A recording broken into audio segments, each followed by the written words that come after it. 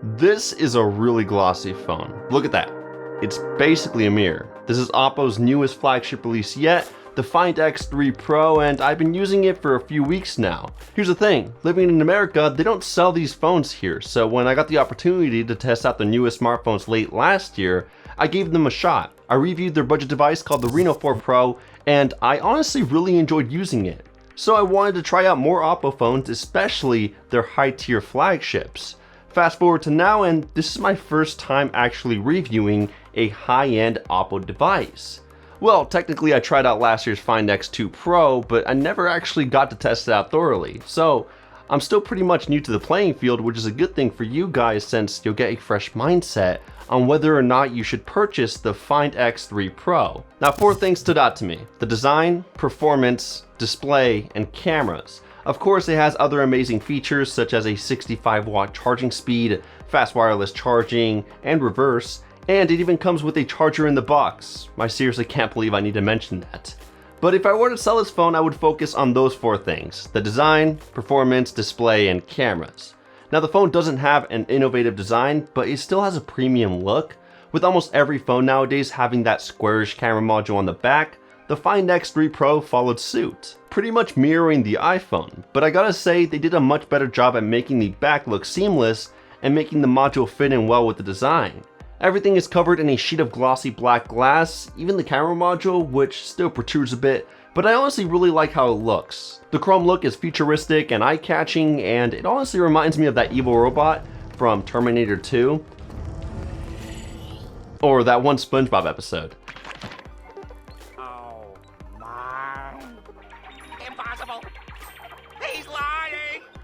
The continuous curve also makes the phone extremely comfortable to hold. It's a lot lighter and thinner than its predecessor. The buttons are also extraordinarily tactile and have perfect placement, so I didn't have too many problems holding this device.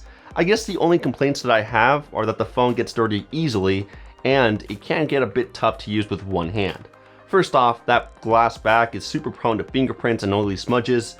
I usually end up cleaning it with my shirt, or if it's really dirty, I'll just put it under the sink since it's water resistant.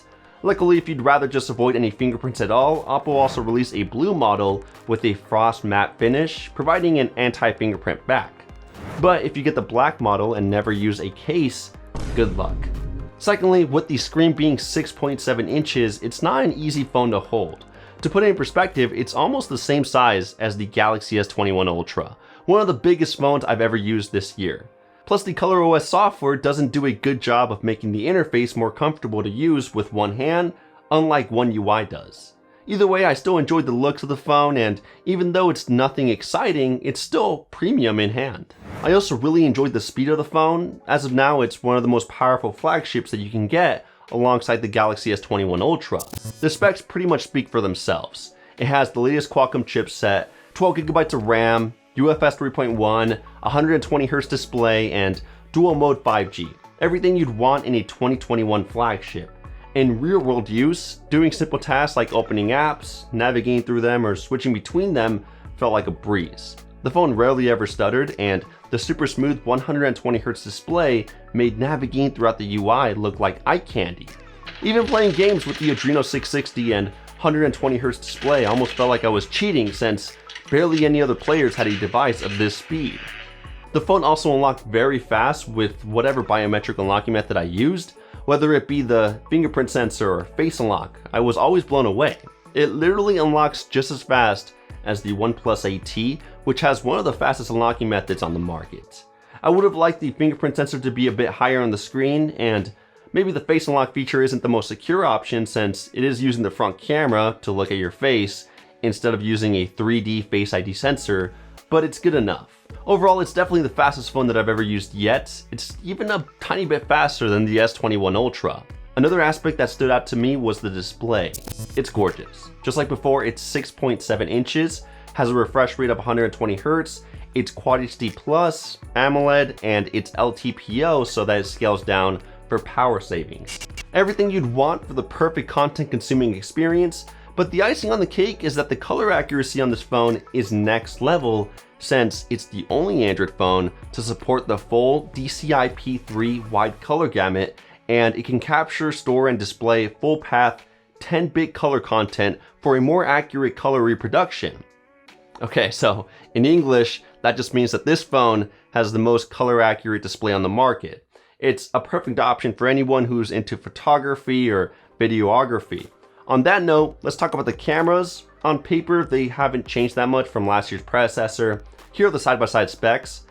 On the back, it still comes with the basic trio. You have a main lens, an ultra-wide, and a telephoto with 5x hybrid optical zoom. However, they did throw in an extra 3 megapixel micro lens, which has a circular ring light so that you can examine objects microscopically that are invisible to the naked eye. You can get a magnification up to 60x. Now that's pretty sick. I mean, just check out how close I got to this leaf. It literally looks like ramen noodles. And the selfie shooter is still the same exact module found on the X2 Pro. Still, the quality of the photos taken on the X3 Pro instantly caught my attention. In any type of lighting, no matter if it was bright or extremely dark, for the most part, it did a fantastic job of providing accurate colors, lots of detail, excellent sharpening, the exposure was on point, and the shadows and highlights were maintained really well. Only with low light shots would the contrast and saturation drastically increase, but it still did an excellent job of eliminating any noise without over smoothing and providing fantastic detail. It even provided better detailed night shots than the Pixel's nighttime mode. The colors and shadows aren't as accurate, but I still prefer the low light shots taken on the Find X3 Pro over the Pixels. On top of that, the phone did an amazing job with portrait shots, providing realistic bokeh effects, even with complex elements such as a subject's hair. And there's even a new photo editing tool that only the Find X3 Pro has as of now, which I thought was pretty cool. It's called AI Palettes, and it allows you to create a unique filter inspired by any previous picture that you took or downloaded. It didn't always work the way I wanted it to, and it's probably not a feature that you'll use too often, but I'm sure it'll come in handy once in a blue moon. Finally, video recording on the X3 Pro was fantastic. It had great stabilization, pleasant colors, and a very accurate white balance. Oppo even developed a feature called AI Highlight Video, which automatically detects the current scene and determines whether to turn on HDR, night mode, audio zoom, or ultra steady stabilization so that you won't have to.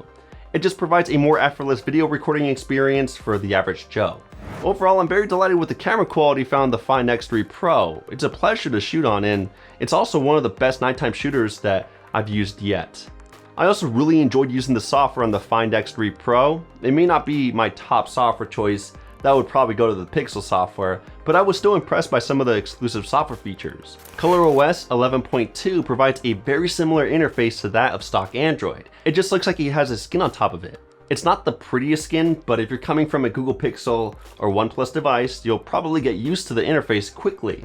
On top of that, ColorOS has a ton of software features that really astonished me. The new live wallpapers were drop dead gorgeous. Whenever I unlocked my phone, it felt like I was watching a live art show. I was also really impressed by the home screen. Unlike other stock launchers, ColorOS is very customizable. It supports icon packs, a customizable layout, transition effects, and more. Actually, check this feature out. Whenever I want to change the icon pack or grid layout, it gives me a live preview of the home screen, so I know exactly what I'm changing. That's pretty sick. I wish other stock launchers would copy this feature. You also have Oppo Relax 2.0 to play extremely relaxing sounds that help you focus on whatever task you're working on or relieve some stress. And what's even cooler is that you can listen to actual environments of different cities, making it seem like you're there.